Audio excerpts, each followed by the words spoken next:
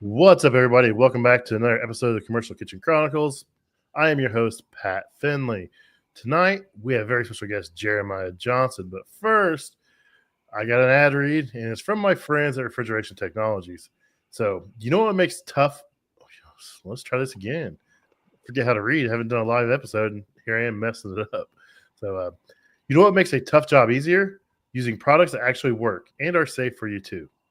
That's what Viper is all about. Their coil cleaners are non-corrosive, non-toxic, and easy on the equipment and the technicians who use them. So if you don't know, all their chemicals, all their coil cleaners are NSF rated, so you can use them in kitchens or wherever. You don't have to worry about getting on the food. They're not going to make anybody sick or toxic or anything. They don't stink. I used to use some other canister coil cleaners that absolutely make your eyes water. It said it smelled citrusy, and that if I ever came across an orange or a lemon that smelled like that, I'd probably throw up. So, but no, their products are great and they work great in the kitchen. So thanks to Refrigeration Technologies for helping out. So what is going on, Jeremiah? Nice to meet you. Nice to meet you. Just working. Yeah, I see you're still in the truck. Looks like you still got more work to do. Literally just got done for the day. Nice. Yeah, I had to follow up on some stuff, and actually had another call come in, and I deemed it really wasn't emergency, and I had to get this taken care of. So it'll be there tomorrow. It's not a big deal. Oh yeah. You got to learn to triage, and sometimes somebody's emergency is not your emergency. Absolutely. Some of that trivial stuff we work on, it is what it is. So sometimes you win, you lose. So yep. Yeah, I was actually I was on my way home and got this call for a walk-in freezer down, so I had to turn around and come here. I didn't have enough time to make it home, so I'm sitting in the parking lot talking to you. There's been a couple people have done it from the car. Let's see. Yeah, there's a couple. I can't remember names. I'm terrible with names. I've realized that here lately I'm just getting worse and worse when it comes to names or remembering things. And I'm like, I'm only 43. This is terrible. I'm terrible. Yeah. So let's just get into it. Now, I know I told everybody you were a farmer. Apparently, it auto-corrected on my end. So you were a framer. So let's start about let's just get to know all about you and how you got started into trades in general. So, I mean, framing is a trade, but, let's just go back to how'd you get into being a framer? Well, I did a little bit of it in high school and during the summers, and I enjoyed it. So I just kind of continued. I did a few other things, did some welding jobs, but mainly framed. And let's see, it must have been the housing crash, 2008, 2009. Man, I was turning 30. The jobs were kind of just going away, and I'd see some of these guys that worked with bent over, hunched over. I was like, man, I got to do something else. So my sister, she was living in Omaha because her husband was stationed at Offutt Air Force Base. So I looked into doing some sort of trade. So I moved back to Omaha, and I took, let's see, what did I take? Basic electricity, basic plumbing, a bunch of basic classes, and then I actually got a job with the Housing Authority of Omaha, and I started with them, and they asked if I'd want to, start doing HVAC stuff with some of their guys. So they paid for like my first year of schooling. Then I decided that, I didn't want to stay in Omaha, so I paid for the rest of it. But yeah, I kind of fell into it on accident in a way, and I love it. I didn't love it at first because I was doing residential stuff, and I still not a huge fan of that. But hats off to the residential guys, man. I don't know how they do it. Like, I can only imagine what you see in some of these people's houses, and like the hovering and stuff like that drive me nuts. yeah. I do very little of it. I do my own, and I do like my immediate families, and then like my boss, I'll do his because he's really done me some favors over the last 14 years. So I was like, when he called, I take care of him. But other than that, I'm not doing it. I will do it for some of my customers for their personal houses, or I'll work on rooftop units. I enjoy that. But going into people's houses. So when I graduated, it took me 4 years to finish school because I was working full time and took night classes. But I worked for one company, and I was pretty excited because they offered, weekly training and all this stuff. Well, it was kind of false advertisement because the weekly training was on sales, so I was kind of disappointed about that. And yeah, so I worked for that company for about 6 months, and then uh, my wife and I we moved up to Bozeman, Montana, where I got a refrigeration job. Nice. Is that where you're still located at now? Or? We're in central Montana now. We moved from there about 3 years ago. Nice, nice. Yeah.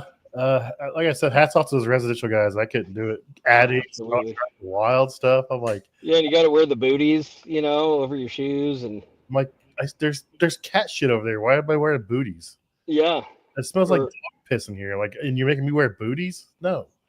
yeah, or the homeowners. Hey, what's wrong with it? And you're like, I literally just walked through your door. I don't know.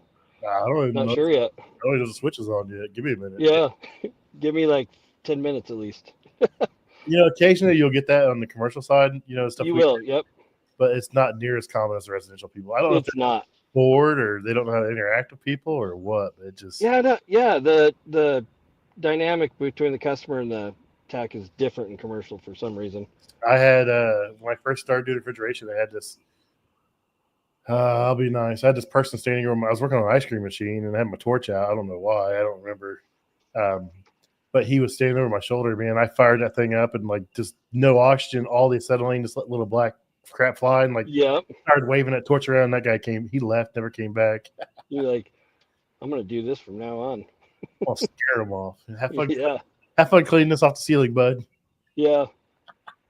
That's funny. It's probably still on that ceiling in the dumpster, so in a landfill somewhere. Yeah. That's funny. That's funny. So that's cool. Montana, man. I hear a lot of great things about that area, and I'd love to go up there at some point. I think, but boy, Yeah, it's fantastic. We love it. We get, I mean, you get it too, but we get all 4 seasons. Kind of a short summer, but that's fine by me. I like the cooler weather. But we got the mountains and the prairies and rivers and all that. did it just snow in the mountains there last week or something? Yeah, I think a week or two ago. Yeah. I seen on the news like 6 to 12 inches in the mountains. I was like, dude, Is that wild? It was like this is late June, almost July. How's it snowing a foot in the mountains? But I guess it Right. Yeah, and today was 95 degrees out. Yeah. Yeah, How's my that wife work? was looking at some road out there to go. She wanted to go like take the Jeep and go like through the mountains and stuff, but it's only open and you like have to reserve a time slot and all kinds of weird stuff. Oh, I think that's going to the Sun Road in Glacier Park, I think. Yeah, that's what it is. Yeah. She do that one year and I was like, oh, okay. Yeah. So cool. So how long did you do refrigeration before you said enough's enough and I want to do it myself for myself? Let's see, about 8 or 9 years. So sweet. So did you just work on everything refrigeration or? Yeah, basically we did a lot of grocery stores, convenience stores, so rack systems, protocols, prep tables, reach-ins, ice machines. We did some, I think it's Stolting ice cream machines, which I despise. Some chillers, some dairy work, There's a lot. They grow a lot of potatoes up here, so some potato shed stuff. So it's like it's a cold room they grow them out in or finish them out in or? Yeah, well, they grow potatoes up here for seed, and they're shipped out of state, typically for probably Idaho and Washington. Nice. Yeah. Speaking of potatoes, I my last call of the day today was at Five Guys, and they always like list the farms where the potatoes come from. So Oh, really?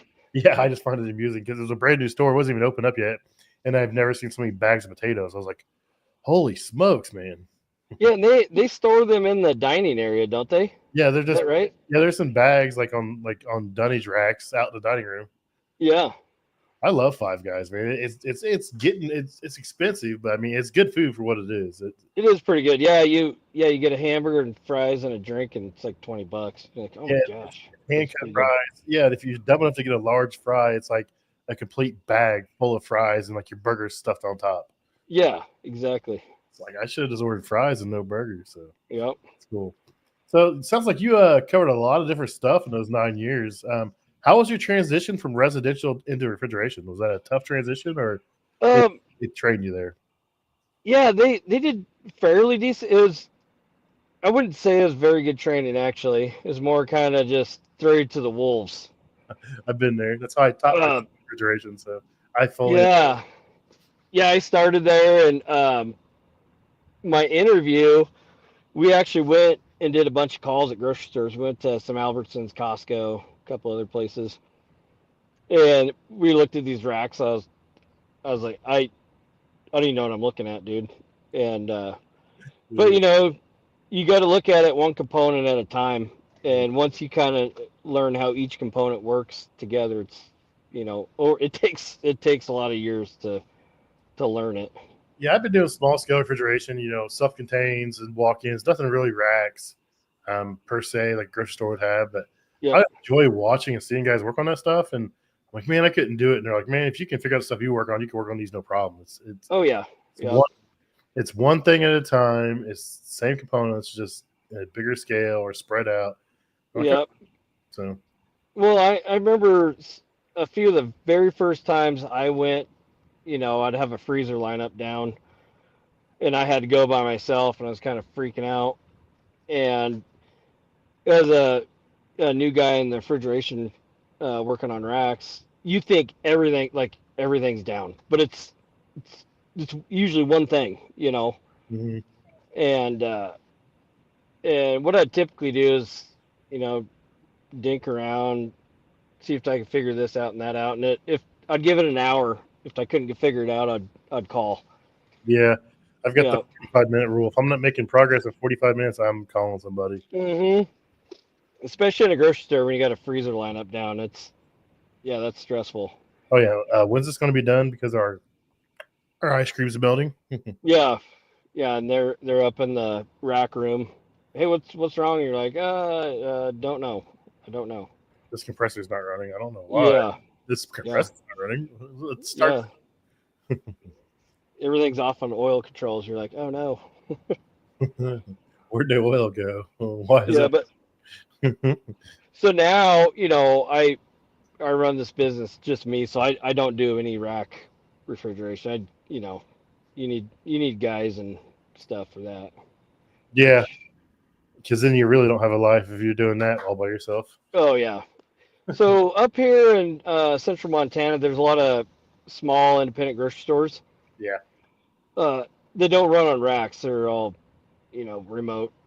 remote cases. on the So side of the building, so it's not too bad. Yeah, yeah, so you could have a 5-door lineup, and it's the condenser sits outside. that makes it a lot easier. So you're just It dealing does. with it versus trying to figure it all out. And that's the thing Hmm. that kills me is like, one compressor may run, several different cases. You're like, and like, okay, so now is it a compressor? Well, no, my other 4 cases are running and it's just this one case. Okay. So then that kind of narrows it down a little bit, but it also, if you do lose a compressor, you're losing multiple cases. So it's kind of Yeah. wild. Yep. It is. So what was the turning point where he's like, enough's enough. I want to do it on my own. I enjoy this so much. It's I just felt like or I feel like I was made to do this. I really enjoy it, and I think I wanted a little independence for my family. Maybe down the road, bring in some more money. Mm-hmm. That is one thing, and then I don't know, just having the independence to take a Wednesday off, and I can take off with the kids. If I want to. Lately, I haven't been. I can't do that now, but That's a fall spring activity, not it is. a winter activity. Yeah. Yeah, I was amazed at how hot it actually gets up there because I listened to shout out to Andy Mickelson on the Make Trades Good Again podcast, him and Eric Ani, and Andy lives up in I think Missoula, and he talks about the weather up there. I'm like, how's it so cold and yet it still gets so damn hot up there? It's so hot, yeah. But fortunately, it's a dry heat. We don't have the humidity. Nice, I could handle that because here in Indiana it is absolutely miserable. It's been like 95, 90 to 95 the last week. I think we got a couple of days where it was in the high 80s, and Yeah. like it rains and and you walk outside and the glasses fog up, and like you have your windshield wipers on your van because your AC is so cold and it's moisture's just sticking to it driving down the highway. I'm like, this is ridiculous, man. I was like, if I want to deal with this crap, I'd live in Florida. Exactly. Not miserable little Indiana. So Yeah. that's cool. But Good. I was gonna say, I think another reason I wanted to go out on my own is, you do this for so many years, and uh, you kind of have to follow your company's protocol on certain things.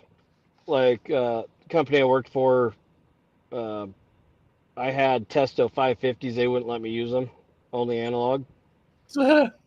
That's wild. Yeah, yeah, because I broke them out, and they're like, you can't use those here. I was like, what? I was like, okay, and that's just kind of how they were, old school, like uh, no digital stuff. I don't know if that's changed by now, but uh, we didn't use micron gauges. We're running, it's just the way it is. And see, now that I'm on my own, I can do what I want, Yeah. and I feel like you know, always run a vacuum. I flow. We always flow nitrogen, but I flow everything. I pull a good vacuum with a micron gauge. That's wild. You think you want your guys to be more efficient, more effective, and any tool they can use to do that, you think would be fair game. Yeah, you'd think. I don't know. I don't know what the reasoning behind it was. My analogs don't even have hoses on them currently. I know. I have an old set sitting in the garage, and they've been hanging there for years. It's in my van in case I need it, but it's just like sitting there, just hanging around, bouncing off the wall of the van. Like Yeah, and it's no hoses. yeah. And I think I'm missing a cover off one of them. So who knows? That's awesome. Yeah, I have. I keep my 550s with me, but I don't even ever use those. I use my probes on pretty Yeah, much everything. I use probes on everything, and even when I'm recovering, I'm like, I'll just use hoses. Like it's no big deal. Like a Y and some hoses. Okay, it is. Yep, that's what I do. Line hoses, filter it. Yep, I've got done. the Job Link probes, and then I've got the S Man 4 hose, and I can't remember the last time I even used it. It just sits on the van. Yeah, yeah, it's funny. I have. There's been a few instances where and I can't think of exactly why I had to. Yeah, I can't remember, but I've used my 550s a few times here and there. But the probes, that's just awesome. I use the probes, and then I use uh, Trader core removal tool for everything too. So I'm not losing gas all the time. Yeah, and like you go up on a roof, like say you're checking out a walk-in cooler, and I got the problem's inside, but I need to get up on the roof and check my pressures and make sure it's cool. Yep. It's I got cottonwood here or whatever. I can throw those in my pocket and throw a service wrench in my other pocket, and then like a pair of channel locks and go up there. Yeah, I don't exactly. need a bag. I don't need to do nothing. I don't need a rope. I just leave my ladder against the building and climb up there and pull 5 things in my pocket and make sure it's cool. Yeah, it's awesome. Yeah, it's great. I remember, having manifolds hanging around my head and my shoulder and like climbing ladders and getting hung up on the ladder and Yeah, screw this. I'm gonna throw these in my pocket and my day's gonna be over with. yeah. So that's cool. So what's your primary customer base up there? Now that you're on. Let's see. I do a lot of the little grocery stores around, convenience stores, restaurants, golf course. I'm trying to think. I do a dairy. Uh, Man, and I do quite a few mini splits as well. Okay. I just do that, and I started doing that, kind of fill in the gaps. Mm-hmm. Because when we first started, we started with 0 customers, so That's a rough one. Yeah. it is rough. Yeah, our very first customer, I went and did that call, and that was it. I didn't have another call to go to, so I was trying to think of ways to bring in some more money. Mini splits are popping up everywhere. Yeah, Everywhere you turn around, you see one. yeah, I've got one over my shoulder here cranking out nice cold air in my barn. So I think yeah, and they, another one for my big section. yeah, and they work really good here in Montana because a lot of people don't have ductwork. Mm-hmm. They have boiler heat, Mm-hmm. radiant floor heating or something. And so, the cost to put in ductwork is more than they can handle. So, I can put in a mini split. At the end of the day, they got cooling. Yeah, they have heat to a certain point, and then Yeah. even when they do fire up their boiler or whatever for the radiant heat, you can just turn the fan on to circulate the heat, and it's not Mm-hmm. loud. It's not on the floor taking up space, circulating heat. So yeah, Yeah. I'm in Indiana. We get down below zero sometimes, but my cheap little heat pump runs great in the winter. I'm surprised. I mean, now when it gets really cold, it goes into defrost a lot. I'll give it that, but it's just what you got to deal with, I guess. Yeah. I put enough spray foam in this barn now; it doesn't take much to heat it anymore. Yeah. Yeah. It's incredible how much heat those things crank out. Cold temperatures. It's surprising. Nice. So, your one man show. Does your wife or somebody run the office for you, or you do it all from the van? Um, I do pretty much everything out of my pickup, and then um scheduling and all my notes and all that. I keep track on the computer at home. Yeah. So my wife does some of it. I'll call in and be like, "Hey, I need to schedule this one or that one," or a lot of times I'll have the week scheduled out, Mhm. and as things come up, I gotta rearrange it. Yeah.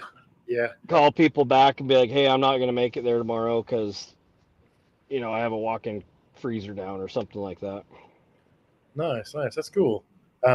I've always thought about going out on my own, but the idea of chasing money just turns me off. I've heard horror stories. I'm like, It it's I've got rough. Yeah, at first it's rough. I've got it pretty made where I'm at now. And I'm like, I get to do what I want, and they Yeah, support me. They help me out with what I do, so I can't really complain. yeah, heck yeah. So that's awesome. So, so you said you have children. How old are they? Any 7 and 9 boys, girls, boys? girls. Yep, girls. Yep. Boy, I feel sorry for you. A couple of years, they're gonna rule the house. They probably already. Oh yeah, they kind of already do. Um, Yep.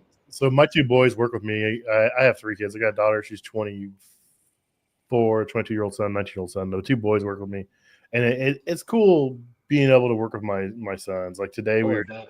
we were doing a big combi install, and he was doing some stuff, and he kind of took charge. It was his job. I was just there to make sure everything went cool and let him run it. And then he ran into a little issue. I was like, no, you can't do it that way. I was wondering what you were going to do there, but he's doing really good. So I didn't know if maybe it was like something you wanted to pass down to your kids, but Yeah, absolutely, I do. My oldest, her and I went out. Man, I don't even know what day that was. Friday, maybe Saturday. We mm-hmm. went out to a grocery store. I ordered some LED lights for old. I think it's a four-door reach-in cooler. Mm-hmm. All the lights are out, so I ordered LEDs, and she helped me put those in. And she's a great little helper. Handed me screws, zip ties, all that stuff. And there's some really good refrigeration techs out there. There's a her name's Mac or Mackenzie, but she does racks. She does all kinds of stuff, man. She absolutely kills it. Uh, Yeah. there's some really good techs out there. They're female. I don't know what it is. It seems like anything a woman can put their mind to, they can pretty much do. It seems like, and more power to them. Absolutely. Yeah, I'm gonna really encourage both of them. Well, I'd like one of them or both of them to do what I do eventually. And if they don't, I want to encourage a trade or some sort of skill. My youngest, she's really good at makeup and hair and nails. I'm like, oh man, you should go to beautician school, someday. Mhm. It'd be a good trade. I'd figure that's a trade or a skill. It is actually because have you ever heard of Skills USA? Mm-hmm. They actually have a big section like for hair and makeup and nails and all that Oh, stuff. really? Yeah, it's a big part of their competition. Yeah, it's No a way. That's cool. things they actually do their skills. So that's pretty cool. Yep. Yeah. So yeah, I hope they do this or take over the business.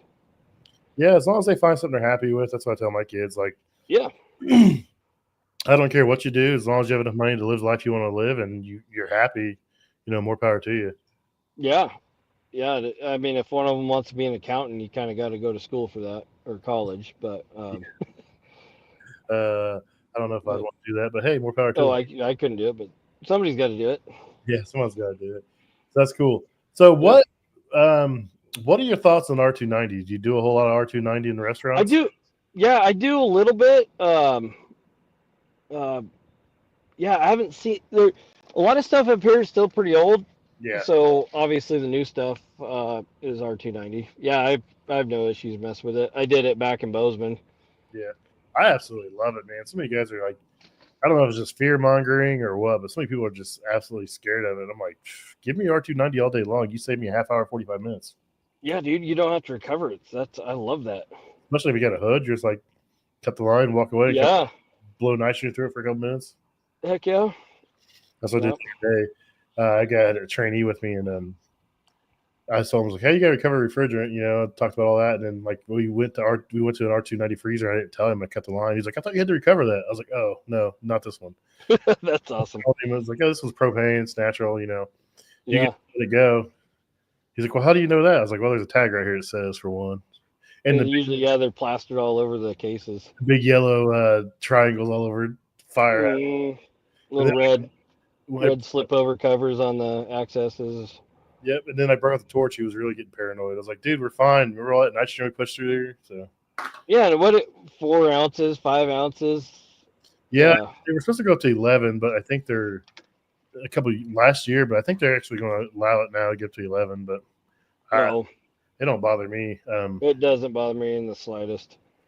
People don't like you run around with two acetylene tanks in your truck. You got a propane grill in the garage at home. Like, I don't know what you people are worried about. Yeah, you got a propane or natural gas furnace sitting in your basement or crawl space. Yeah. People just, I don't know. The whole fear mongering, it wasn't too bad until the whole A2L thing came about. But once the whole A2L thing came out, everybody just like started freaking out. And that's why like a lot of my stuff, my satire videos or posts about is like people fear mongering A2L, and I'm like, look, I'm playing with propane here. Like A2L is nothing, man. Yeah, it's nothing. I posted. There's an advertisement for a copper bender, and it said A2L compliant. Yeah. I'm like, dude, it's a bender. That's nothing to do with messing with the gas. It's spark proof, I guess. I don't know. I don't know. That's ridiculous. Those tools are getting out of control. Someone made a mocking video or satire video. It was like A2L rated screwdrivers. I was like, that's awesome. I'm just glad like people understand that I mean, yeah, you got to be serious and do the job right, but like it's not like what they're trying to make it out to be. I think I'll catch flack for this because I deal with some tool companies, but I think a lot of it's just people trying to sell more tools. Oh, it is, yeah. And I think, the new guys just coming in or in school, they're probably like, what the heck is this A2L? I better get these tools, Yep. Brian said his shoes are A2L compliant. That's funny.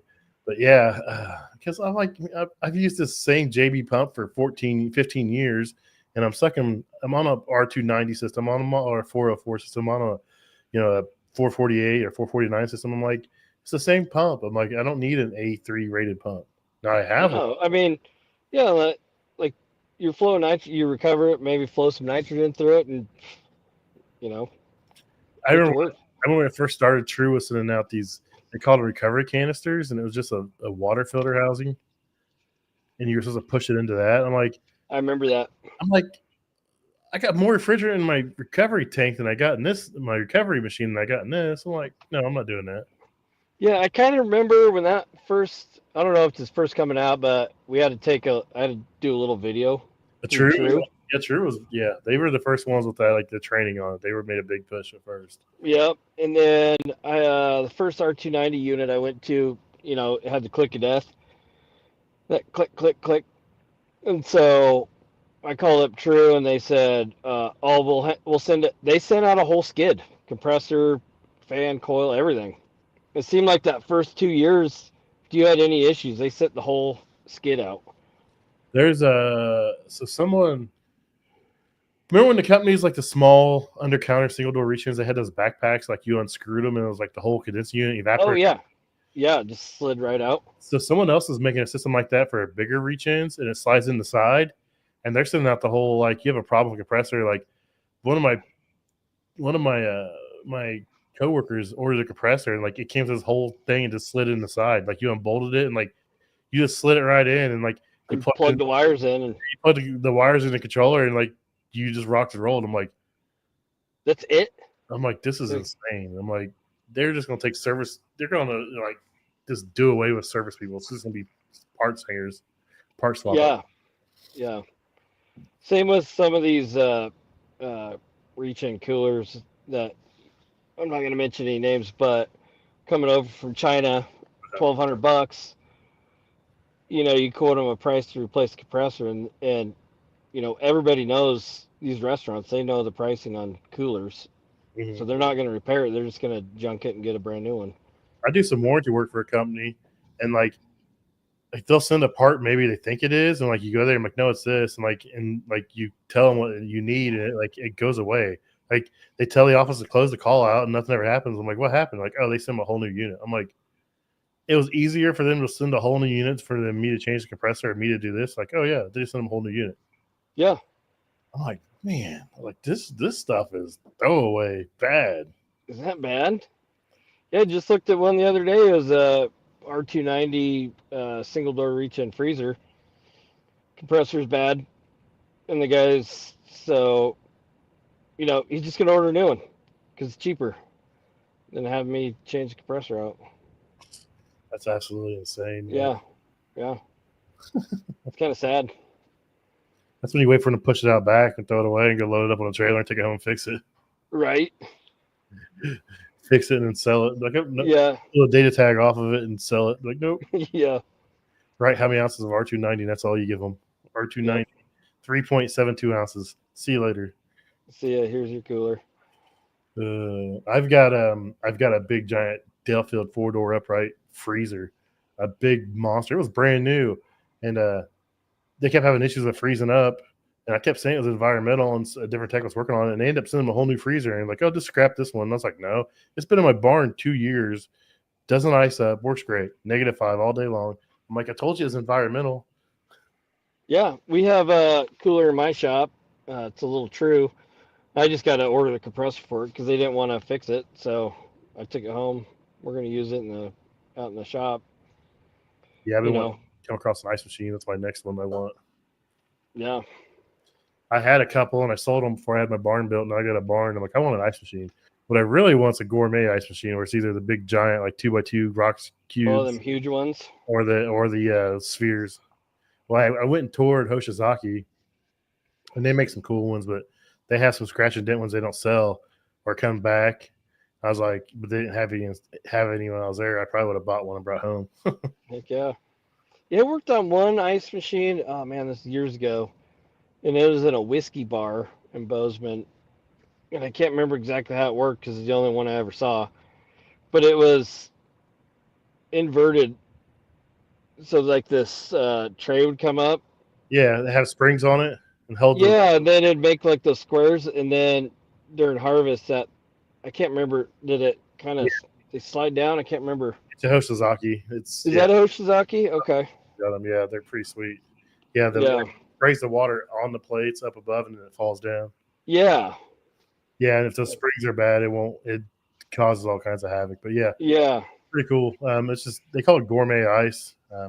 Whiskey bar, you'll have them and that kind of stuff. Yep. That's cool. Sounds like there's all kinds of stuff to do at Bozeman.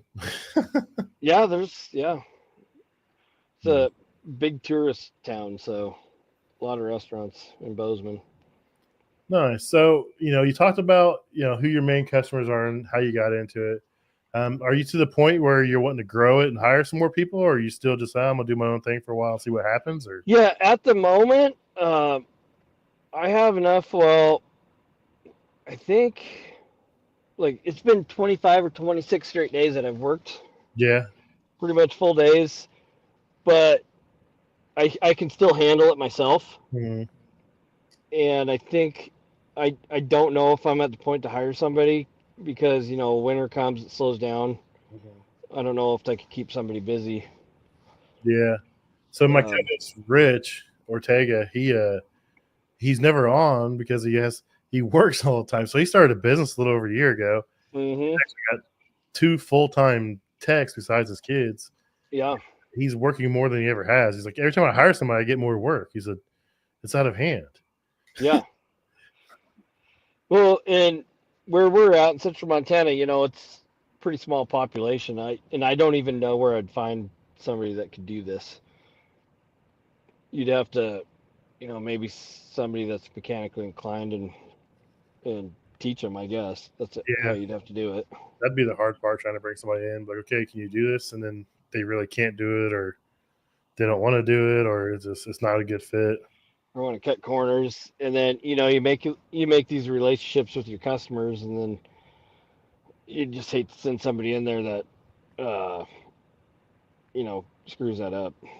Yeah, I don't own a company. I work for a big, giant, huge conglomerate, but I have customers like I don't want certain guys going into. Like, no, you can't send them in there. I'll take care of it. Yeah, that's mine. I'm like, Yeah. you can't do this. No, I'm going. I'll take care of it. Well, you get this. That's fine. I'll get to it afterwards. Well, that's a full day's work. I don't care. I said I'll take care of it because I don't want this guy going in there. Exactly. Yep. I'd rather just work more than risk them going away and then having to find more work. I mean, Yep. that's just my mentality or my thought on it. Yeah. So yeah, that's kind of taking the girls with me, and I can't take them everywhere. I kind of got to pick the right customers to go to where I can bring them. So, if I can expose them to a little bit here and a little bit there, by the time they're working age, they'll have some stuff down pretty well. That's cool. Yeah. Yep. Have them out there cleaning coils and that kind of stuff. Yeah. Yeah. Nice. That'd be fun to see, especially working for yourself. You can do something like that. I've always worked for giant companies, and there's no way I was bringing my kids along to work. Yeah. Probably be frowned upon if they knew they were in the van coming to the shop to help me clean up my vans some weekends. So Yeah. that's how I introduced my youngest son to it. Is he'd come to the shop with me when I clean out my van because he was small, and I'd be like, hey, grab that tote. Hey, put this in that tote, and he'd organize my van because he was short. He could run around in there, and my big butt doesn't like bending over in the back of that van. So Right. and then that's when he's like, I want to do this when I grow up, and now he is here. So that's cool. That's awesome. Yeah. Yeah, that's fantastic. So you said some of your hobbies. You like to hunt and fish and barbecue. I was like, man, this is my brother. Yeah, I love it. That's some of my stuff, man. Some of my favorite times is hunting, and I don't do as much fishing as I used to. I need to get back into it more, and smoking some meat on the grill. I've got a stick burner pellet grill. I got a stick burner smoker. I've got a big green egg. I've got a pellet grill. I've got a flat grill. I've got everything. And I'm like, so my wife was like, I want to go buy another grill. She's like, no, stop. Where are we going to put this? Yeah, you're going crazy. Yeah, yeah. Yeah, I do. I got, I think it's called Oklahoma Joe's or Smoky Joe's or something. Yeah. So a lot of times I just use charcoal, but when certain things, it's got the smoker Yeah, thing on the side. Yeah. So I'll smoke ribs and whatever, chicken wings, make our own buffalo wings, and we've really been into rib steaks lately, so we've been eating a lot of those. Is that the little party ribs where you cut the bones, cut them in little pieces? No, just like a ribeye steak. Oh, ribs. Okay. Yeah, ribeye steak. Yeah, that's my favorite. Nice marble to it. Just Oh my gosh, that's medium, my favorite too. medium rare, and just let it. Oh yeah. Yeah. Yeah, so I got one of those. You probably have it too, but the little probes you can stick in the meat, Bluetooth to your phone, so you can get it just perfect. Like 135, 140 degrees, take it off. Yeah, I've got a meter. So like you said, like I want a medium, and like it tells you take it off 5 degrees before, and like just let it sit. Yeah. It's perfect every time. I'm like, this is amazing. Like how do I screw this up?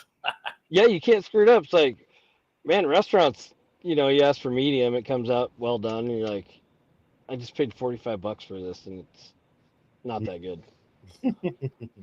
Yeah, and I've watched those guys cook back there and what they do. So yeah, I'm kind of exactly. about restaurants. I mean, I still go out, but it's like, okay, I know what I should eat and what I shouldn't eat. So In what restaurant to go to and which not to. yeah, it's funny. So what do you hunt up there in central Montana? We hunt antelope, deer, elk. You can hunt sheep and stuff, but you got to draw. Yeah. Sheep hunting's like everybody always talks about it, but like it's a pain in the butt to do. And like unless you're super rich, like you got to accrue points and wait and Yeah, there's people that have been putting in 20 some odd years, and haven't drawn. and it's like a once in a lifetime hunt for some of them. Like you absolutely. draw, and that's the only time you can ever draw. I'm like, oh yeah, and that's it. Unless like some states have governor tags where like the governor has a tag and they auction them off and it's supposed to go to or something like that. I'm like, that's insane. But that's what it's like what Jimmy John does. He goes and buys those governor tags and stuff. Oh yeah, they pay hundreds of thousands of dollars for elk tags and all that. Yeah, that's wild. So that's cool. No, we have whitetail deer here. That's about it. Yep.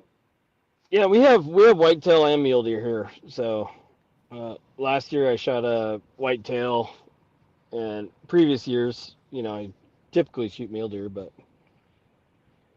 nice. What's up?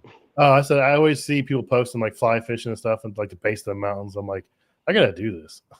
Yeah, you should come out. You can take a guided trip somewhere. Yeah, I really like to fish for pike and walleye, so that's kind of my thing. I'm not much of a fly fisherman, but I tried when I was younger and I started to get halfway decent at it, and I just kind of just lost it. It is what it is. And most of the time now, I just go out. We go panfish like bluegill and crappie, and just that's fun too. I enjoy that. Auburn and minnow, and just have at it. So yep. Yeah. My buddy and I, we usually split a trip down on Fort Peck Reservoir and go pike fishing, and yeah, we typically do really, really well. So take the kids with us. Yeah, they have a blast. That's cool. So what's some of your goals for your company in the next few years? Do you have anything in mind of what you'd like to achieve as far as training or growth or? Yeah, I'd like to grow right now. I'm just trying to get more volume, especially like I was saying in the slower months. So working, doing mini splits, that's picked up quite a bit. And then just pick up more and more customers, basically. And that's my goal now. Like my goal down the road is to have employees. Like I said, I'd rather have my kids work with me, but yeah. I don't know. That could be that's years down the road. But yeah, maybe possibly moving into residential. I probably wouldn't do it, but maybe have a crew that does it. Hire a residential guy or two. Yeah. You need an installer, somebody that's experienced in that. Yeah, I know some guys that do residential appliances, and I'm like, man. They're like, man, he's like, dude, I can make like $1,200-$1,500 in a day. I'm like, I guess that ain't bad. That's wild. Yeah, I get a lot of calls. Hey, do you work on refrigerators? And I said, is that residential? And yeah, and I said, no, I don't. Sorry. Yeah, I get people all the time asking me like, our fridge quit working. I'm like, sorry, it's not mine. I'm terrible. I'm like, oh, I don't have tools to work on that.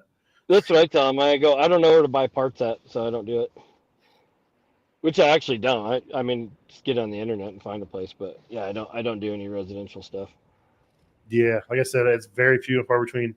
I didn't even install my furnace in my house. I got a new furnace a few years ago. My basement flooded and had to get a new unit, and I had someone else do it. I bought it. That's awesome. I took my old one out and I bought it, and I brought it down to the basement, and I was like, hey, can you like tie this into ductwork and stuff? Because I don't have the tools or the experience. The guy came out, I was like, yeah. He's like, $300. I was like, okay. Tie it in. That's awesome. I was like, tie it in. I ran the line sets and everything else and, did my side of it. Like, cool. Got a furnace again. Heck yeah. Yeah, that's one thing. I have zero experience with ductwork. When I did residential, I started out in the service side. So part of me is like, oh, I should have jumped in on some of the installs just to learn it, but I didn't. I have no desire. If I was a business owner, maybe it'd be a different story, but yeah, no desire. I don't want to go to people's houses. But I mean, the different thing about like residential is like you're done with the service, like paying me, like give me my money. You're not waiting. Yeah. Like, is this much you agree to? Yeah, okay. I'll have that check ready because I'm going to go fix this. Yeah. So, yep. That's a different thing, in our world in commercial. most of your customers are net 10 and 30 to 45 days before you get paid. And it's like, okay, hopefully they pay you, or I don't know, you could be straight COD, like cash on, when you're done. Yeah, most people around here pay me on the spot, or I know a lot of customers like they pay every Friday, every 2 weeks, whatever. And we've never been had a no pay. Nice. That's almost 2 years. We've had a few customers that asked to do payments, and I'm like, yeah, that's fine. Yeah, as long as I you're don't making mind. that. Well, yeah. Yeah, it's all money, so I don't. As long as they do it, which they have.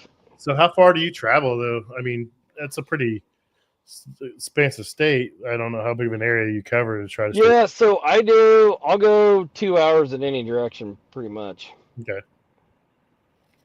It's not too bad. Yeah, I do the same thing. yeah. Based out of Indianapolis, we try to go. We go state line to state line, east and west, and north we go about an hour and a half, south we go about an hour and a half. So probably about the same. Just cruising in the van. Yeah. Listen to radio, listen to podcasts. Talk to people on the phone. Yeah, and I'd go further too. That may happen down the road. Hey, if they pay, I drive, man. I'm the same way. I've had manufacturers be like, "Hey, can you come to Kentucky?" I'm like, "Well, we got a branch there." Like, "No, we want you." I'm like, "Call my boss and tell him you're going to pay for me to drive to Kentucky." I'm sure he won't care. As long How as you're far is that from you?